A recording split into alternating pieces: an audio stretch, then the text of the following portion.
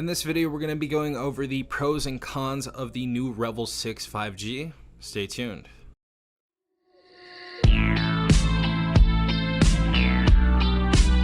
Alright everyone, hopefully you guys are having a good day. Hopefully everyone is safe out there.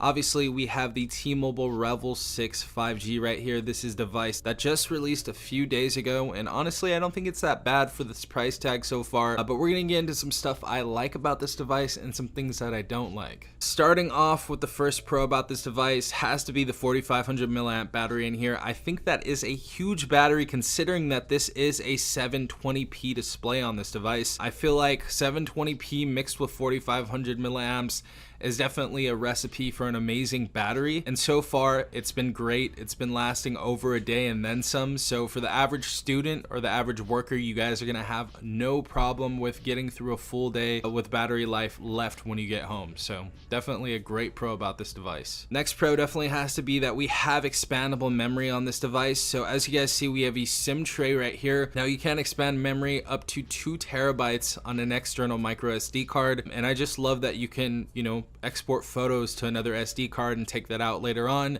They don't have to be stored on the device, and you don't have to take all of the storage away from the onboard 64 gigabytes that are on here. So great to see that we do have 2 terabytes of expandable storage. So definitely a great pro about this device, especially since it's under $200. And that segues into our next pro about this device, is that this device is only $169.99 retail.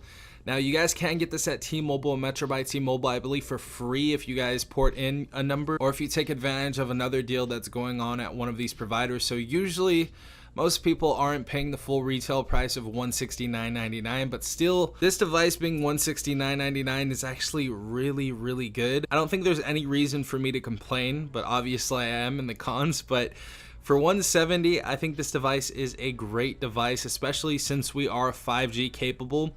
And all the other specifications put into this, I think $170 is definitely an adequate price for this device. Our next pro definitely has to be that we have a headphone jack right there, as you guys can see on this device. Now, a lot of devices, especially in 2022, are not giving you the 3.5 millimeter headphone jack, but the Revvl 6 5G did right here. So I'm grateful that we have that on this device. I feel like they definitely knew their customer when they were creating this phone.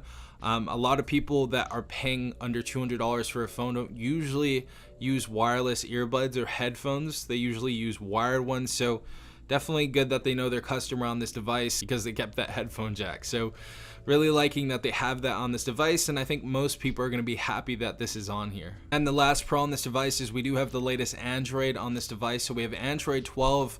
I'm not sure if we're going to get 13, hoping we do get at least one major OS update and some security patches for support and stuff like that. But I think that's usually based off how the phone sells, because they didn't say anything prior to this phone release or anything yet to what I've seen. So hopefully we can get some information on that later on, and I'll definitely update you guys on that. But we do have the latest Android as of yet, which is Android 12. And getting into the cons about this device, and the first con that I have about this, I wrote in my notes, and earlier this week I said the body feels cheap, but honestly I'm gonna have to take that back. I think the only reason why I felt this body felt cheap is because the Revvl 5 Plus just felt so nice. It had that chocolate bar design, it felt extremely substantial.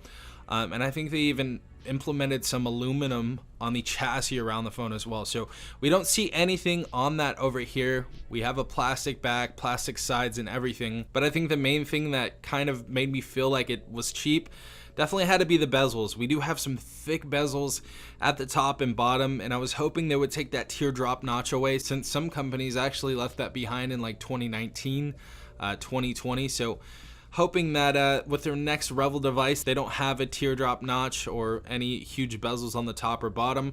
Other than that, I don't think it's that bad, but compared to last year's device, this is definitely not going to be an upgrade as far as the body goes. Next con has to be that some of the games that I'm trying to play on here do not work, and I'm trying to figure out why they don't work. I don't know if it's the processor. I think the Dimensity 700 can handle Call of Duty, which I've had actually other devices that had the Dimensity 700, and I think they actually played Call of Duty and all those other games pretty decently. But it seems like Call of Duty won't work on here. Genshin Impact will not work on here. Obviously, that's kind of a shot in the dark right there, but You know, there's some games on here that are not going to be compatible, so if you guys are a gamer, this is probably not going to be the phone for you. And the last con about this device has to be that there is no charging brick inside of this box. So no charging brick inside of here. We do have 15-watt fast charging, but it seems to be going slow on the charger that I'm currently using, so I'll find another one. I was using a huge battery bank on this device and it just took forever to charge. So I'm hoping that later on they actually do implement the charging brick back into the box again. But that doesn't seem like it's gonna happen with any other company soon. So I'm sure that won't happen, but definitely sucks that there's no charging brick in here, especially since the price of the phone is under $200, and there's usually a lot of people that upgrade from, you know, their flip phones to phones like this that are very affordable. So definitely had to put that in here as a con. But yeah, guys, if you do have this phone, leave in the comment section down below what your pros and cons are. I hope this video did help you on making a decision on your purchase.